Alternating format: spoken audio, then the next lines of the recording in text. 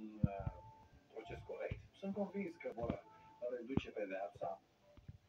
A vizitat pentru prima oară Muzeul Fotbalului din București. Campion al Europei cu Steaua, Balint e o piesă de colecție. Balint a adus la Muzeul Fotbalului singurul tricou de la națională pe care l-avea în colecția sa. E cel pe care l-a purtat la Mondialul din 90 la victoria cu URSS. A fost meciul lăcătuș și apoi a venit și meciul cu Argentina și cu Camerun, când au înscris manechinul ăsta. Așa eram și eu de slăbuț în perioada aia. Penaltiul de la Sevilla e cea mai frumoasă amintire din fotbal al lui Balint, care se mândrește și cu prenumele său, Pele. În copilărie m-a deranjat că mi-era puțin așa cu cine să tot mă recomand Balint Pele Gabriel, să nu întreba cineva cum mă cheamă, însă eu cred că nu l-am făcut de râs.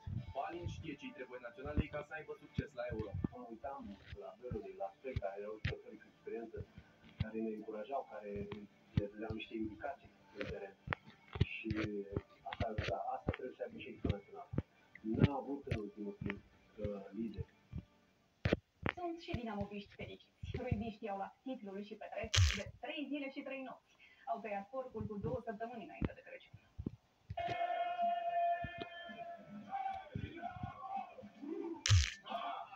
Îmbrăcați în Moș Crăciun și cu porcul la broțat. Așa au încheiat anul dinamoviști.